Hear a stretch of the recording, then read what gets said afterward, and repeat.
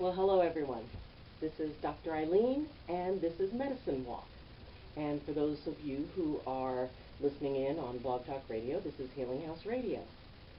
So, I hope you've had a wonderful week. I hope you enjoyed the first section of or the first month on the topic of clearing. And if you have any questions or comments about that, please feel free to put them in the comment section, and I'll be happy to address them. Also, as this is being premiered on the first broadcast of the video, I am in the chat room. So if you have any questions or comments that you want to do about this episode or about anything that we've covered, please feel free to join the chat room, and I can answer them at that moment live. So, we have moved through clearing, and clearing and containers are sort of the foundation piece. What we're going to start on next is a topic that is one of my absolute favorites, which is earth magic. And let's just go ahead and say now, this isn't about, commanding rain to happen or not happen. It isn't about, calling up winds. It isn't about, controlling anything. For me, earth magic is tremendously sacred, tremendously intimate in the way that we connect with it. This isn't about controlling anything or influencing anything. This is about creating an agreement. It's about communicating with. It's about tapping into an energy that is deeper and more profound than probably almost any other that you could feel. It's about connecting with the earth itself and the energies of it. And aspects of that are water, fire, stones, crystals, and plants. Now, one of my favorite things is it's a statue that was given to me. And this is called Millennial Gaia. And it's funny because, many, many, many years ago, I saw this statue, and it was at some sort of an event, and I thought, wow, that's really cool, but I could never find it. So, a few years ago, one of my patients came in and said, there was something I bought, I knew it wasn't for me, but I think it resonates really well with you, so I wanted to gift it to you, and it was that exact same statue. And like I said, it's called Millennial Gaia if you want to get one. And it's just, the detail of it is just amazing. And it's, in the hair, it's got, like different forms of life and different stages of life. So the reason that I have that is that I like to keep it with me because, in my office, because it reminds me of our deep connection and spirit of the earth. Everything has spirit. And, as some of you know and some of you don't, I'm a druid. And that means a profound respect and connection with the balancing within nature, the balancing within us, that all things are connected and that there is spirit in all things. And when we think about the natural world, often, sometimes it's because things are happening that are very impactful, torrential rains, tsunamis, earthquakes, and also there's beautiful days and there's rainbows. And so the idea of being able to connect with earth energy and be able to connect with earth magic is the idea that a rainbow is no more good than a flood is bad. These are actions in nature, and yes, they impact us, and for those who are affected by it, I am so sorry. I'm sorry for what you've been through because, it can be difficult. The nature and the earth, they do what they do. And, whether that serves what we currently need or not, the trick is not to try to change nature so much as to accept the balance of it within ourselves. So, it doesn't take away from the fact that sometimes, nature can be really hard to deal with. But most of the time it's just there, and it surrounds us, and it's within us. So this whole month we're going to be talking about earth energies, and I considered waiting until April to cover this because April being the month with Earth Day. But I wanted to set the foundation because there's something else we're going to work on in April, and you'll find out. You'll find out later. But I wanted to be able to at least set the foundation for working with, taking those first steps to being able to work with and connect with nature. I've been blessed to be able to have gone to, many different countries and on different continents and to experience nature. I've walked in an Amazonian rainforest. I've been in a canoe on the Amazon.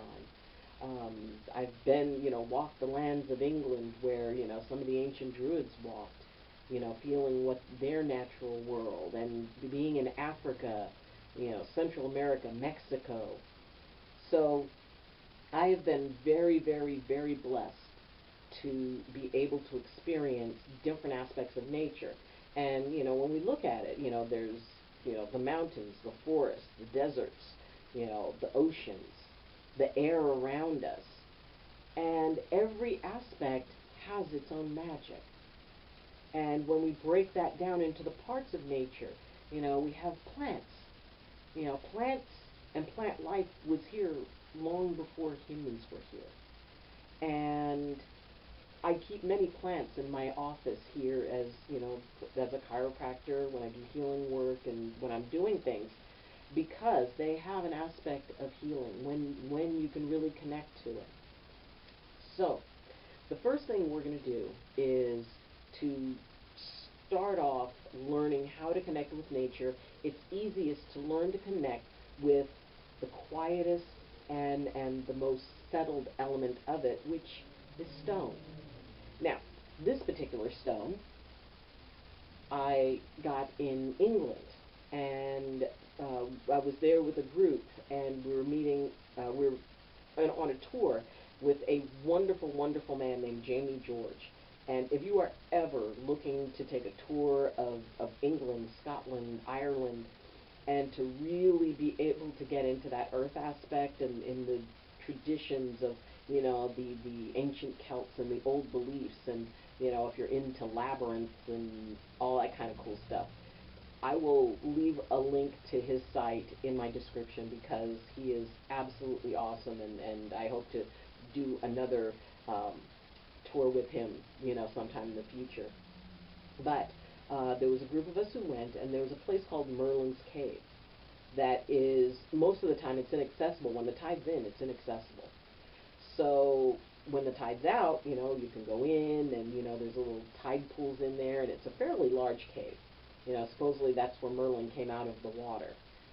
And so he took me aside, and he told me to go down to a different cave, and there was this one a little bit separate that was also inaccessible during the higher tide. And I went in, and I just sat, and it was being surrounded by earth. And there's something very, very intense about being surrounded by earth and sitting, in the dark coolness of it. And so this stone kind of, for lack of a better term, talked to me. I felt a connection to it. There were other stones that were laying around, but this one in particular. And so I asked it if it could come with me. Now, when out in nature, and this is just something, what I'm sharing are things that were based on what I experienced and what I have been taught and what has, kind of come to me in my, in the things that I've done and how I do what I do. You may have your own way. You may have, and other people may have their own ways. And, and all of the stuff that I'm going to be sharing with you this year, this is all based on what I've experienced. Please, please, please don't think it's the only way. It is a way, not the way. Okay? So, when you are out in nature, and you're creating that relationship. You want to open yourself up to earth magic. The first thing we need to have is respect. Respect for the natural world, the world around us. And a part of that respect, well, one part of it is, you don't leave trash on the ground, and, you leave a place better than when you came on it. If there's other trash, and it's safe, don't go poking around things. But, if you can tidy up and keep things nice, that shows respect for the natural world. And I, in my heart, believe that the natural world notices that. There is nothing so heartbreaking to me as seeing places after an Earth Day celebration that are covered in a sea of trash. And I find that just horrible. That people who are there to celebrate Earth Day leave it as if it's a trash pile.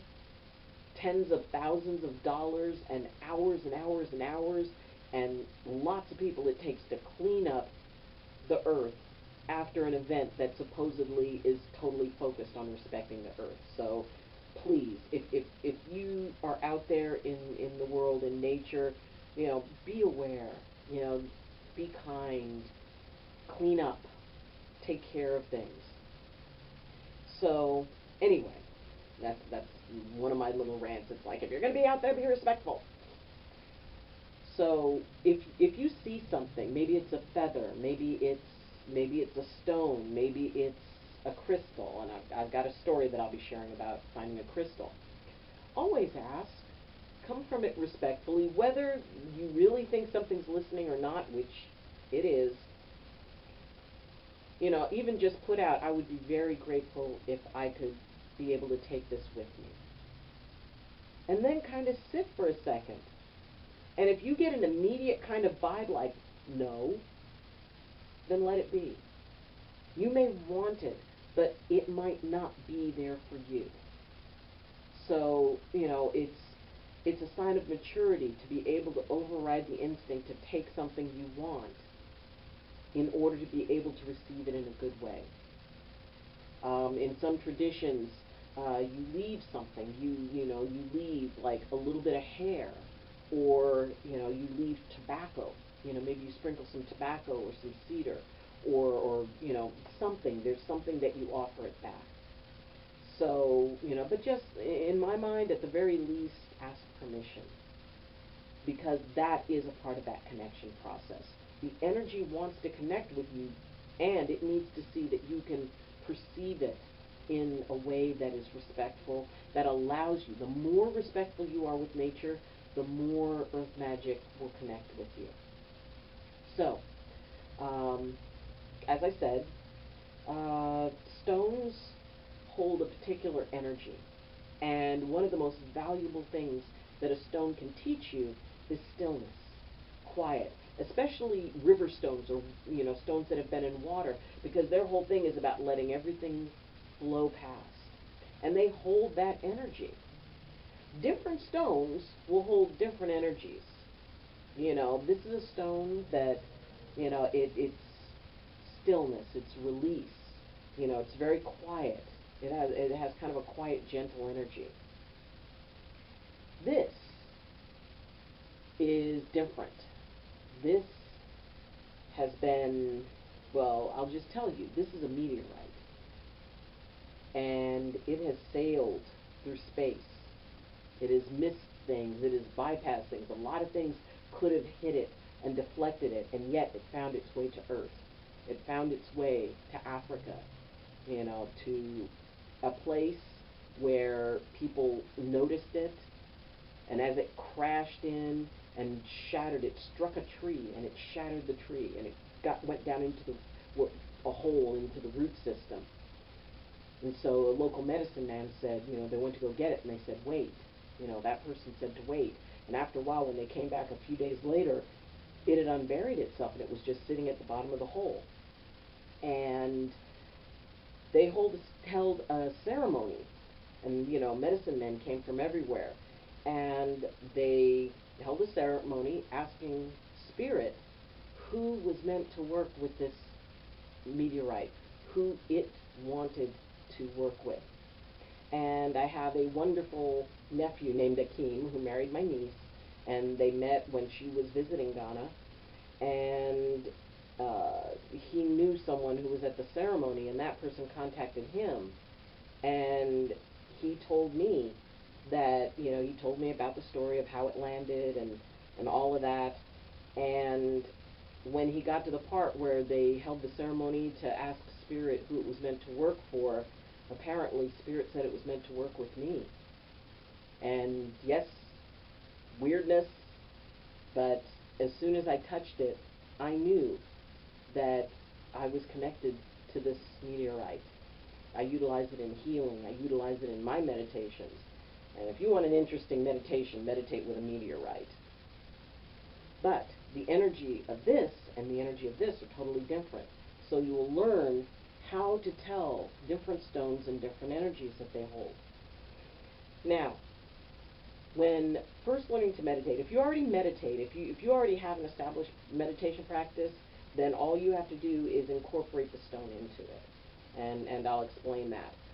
If you don't meditate, if you don't know how to meditate, you're still fine. There's still no problem. And all you need to do is just be quiet. Find a stone. I used to teach a class, and during the class, I would bring out this bowl of stones, and I would lay them all out, and I'd tell people, go up and find your stone. Don't go by what it looks like, go by the feeling. And so, people would come up, and out of the dozens of people who were in that class, never once did two people feel called to the same stone. They always felt different. And somebody might say, well, I wanted that one, but I knew that that one was for me. And if you get quiet enough, you can feel that. You can feel a little bit of a connection. Maybe it's like a little humming, or maybe it's just sort of a meditative kind of feeling. But once you've got your stone, and maybe some of you even already have a stone that for some reason you just liked, or you picked it up, or you put it in your pocket, just sit with it and hold it. First, notice the weight of it. Notice how it feels in your hand. Notice the texture of it. So notice all the physical aspects of it. And take your time. Just have a quiet time to just sit and notice that. And then take a nice deep breath in and do that breathing that we talked about. The breathing in for 4, hold for 4, and then exhale for 8. And do that a couple of times while you're holding that stone. And then just notice where your skin and the stone meet, and just picture that just sort of becoming very soft. And what you may find, it may take a few times for you to try this, and it's very difficult. When a thought comes in, just let it flow past. Notice it, but bring your attention back to the stone. Always bring your attention back to the stone. And then if you can just relax with it and relax, then you start to get that connection. You start to feel that little something. Maybe it's like a little tingling, or maybe the stone suddenly feels warmer, or maybe it feels cooler.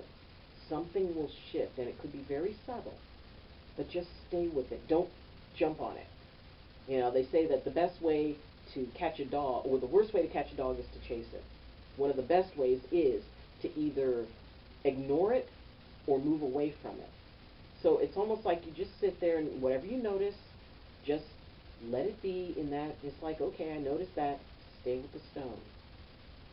After you have done this, and it may take several times, but each time you do, you're going to notice, one, that your perception of time, the time that you spend with the stone, suddenly you don't realize how much time passes. And you'll also notice that there's a sense of stillness that starts becoming a part of you, that quiet, that just let it go, let it flow past you. And the best part about this is that once you've done it, once you've gotten used to doing this, what will happen is that even if you're not touching the stone, if you need to, you can go into that spot. You can find that quiet place and go, oh, okay. So just, allow the process to take whatever form it needs to. Don't try to rush it. Don't try to, it will. Just relax. Just take it easy. This is something, this is not about reaching for something that's outside of you.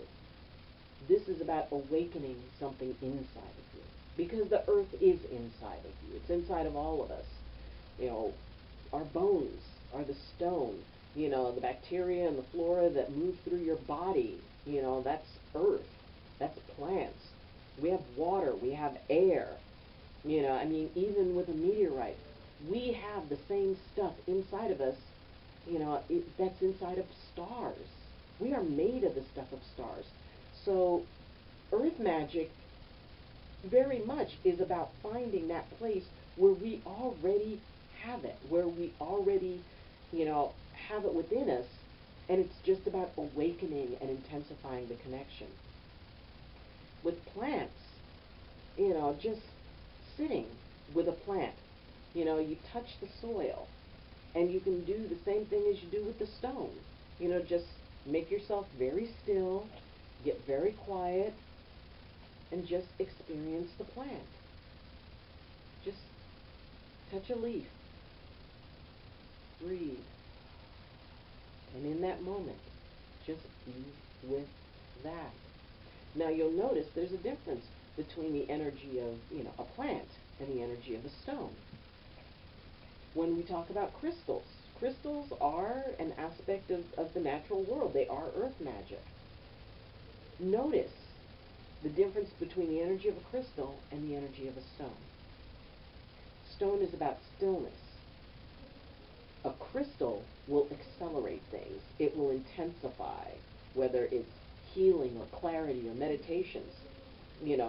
Crystals act more like a catalyst for action, for movement. So as you go into these meditations, as you practice these meditations, do it in different places. Maybe you go out next to the ocean. Do that same breathing pattern. And then just wait. Be still. See what comes to you. See how you connect with plants. Because all of what we're talking about and all of what we're going to be talking about over this month really is about reconnecting to not so much a primal part of yourself, but the part of yourself that always has been connected. Maybe, for some reason when you hear a storm, and I mean like one of those lightning thunder, one of those really intense storms, that there's like this quickening that happens inside of you, that there's an excitement, that there's where you close your eyes and you can almost feel it inside of you. That's earth magic. When, you're on, a mountaintop and you see the snow around you and there's stillness and there's the air and the coolness of it, and then, the earth underneath it, the mountain underneath it, and you feel that. Maybe it's being next to the ocean, feeling, the tides going in and out, listening to the sound of, of the water as it moves. And you feel that. So this is about the first step in learning earth magic, is learning how to feel. It's learning how to listen with more than just your ears. It's learning about listening with your being, all of you. It's about matching frequencies, and I'm going to be telling some stories later on, especially about my trip to the Amazon and also into England. Everything has a frequency. We're all energy, everything is energy, so therefore everything has a frequency. And learning to match that frequency, learning to find that frequency. I wrote a book, on frequencies. And, I would recommend, if you're interested, to read that, because it'll give you more of a background on some of the stuff I'm going to be talking about. And it'll also let you know a little bit more about me and my story and how I came to be where I am, and, and how I came to be the person I am.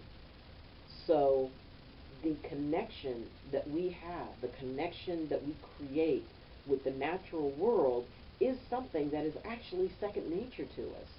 We just learn to separate ourselves. So, even if it's just taking a drink of water. And remember, we talked in January about how even water could be used to clear. The natural world has a capacity to clear us. It has the capacity to help us find our balance point and find that place of just acceptance. And yes, the natural world can also be very, very hard. And things can happen in it that have a horrible effect on people. And if you have been in that situation, I am so sorry. I'm sorry that, something happened that caused you pain. And a part of connecting to earth magic, a part of really incorporating that into yourself, is realizing that a tsunami is no more bad than a rainbow is good. These are simply events in nature. And it's about finding that point of acceptance, that point where we realize we are connected to all of it, that we are a part of all of it, from the ground below your feet to the stars above your head. All of that is nature too. Some traditions, they talk about the star nation, and the beings of the star nation. So we're connected to all of that. Earth magic is something that allows us to really become a part of that. And through our connection, through that acceptance, through that humility, to come from this, as I said, it's the biggest part is coming at it from a humble, respectful place. To take our place in nature, as opposed to, I'm a human, so therefore I'm in charge of nature. No. This is the world we're a part of, and there is a magic to it. And I have felt it. I get to live it. We are living in a cabin up in the woods, and I want you guys to be able to experience that. And I want that for you because I know what that feels like, that connection. And you would really be surprised about the amazing stuff that can happen in your life once you find that connection, what you notice, how nature responds to you and reacts to you. So, for this first week, just practice. Practice stilling your mind, meditating. Find yourself a stone, because that's the easiest thing to start with. And then, we'll move up. And don't start with a crystal, because, like I said, this is going to accelerate. It magnifies. It acts as a catalyst. A stone brings us to stillness. So practice, go out and find your stone, practice with it, and then next week we're going to be going into more specifics on some different aspects of earth magic. So, thank you for joining me. I hope that you're finding this, I hope you're finding it as fun as I'm having sharing it with you. It took a lot, and for me to want to, really kind of break into this, but I'm really, really enjoying it. And if you find value in this, if you think that, that it could be helpful to someone, please share the videos. And if you enjoy it, please like the video. Feel free to comment. Like I said, I always check the comments, and whenever an episode premieres, I'm always in the chat room for the first episode. And also subscribe. I'm really working on, wanting to build this community. And so, this is something so we can broaden it. We can have people have deeper connections, to have spiritual practices brought to them without, having to, go to a class or anything like this. These are the basics, and then you do with it what you want. So, thank you for joining me, and, well, as always, I wish you balance, and I wish you blessings from my heart to yours. Love you. Bye.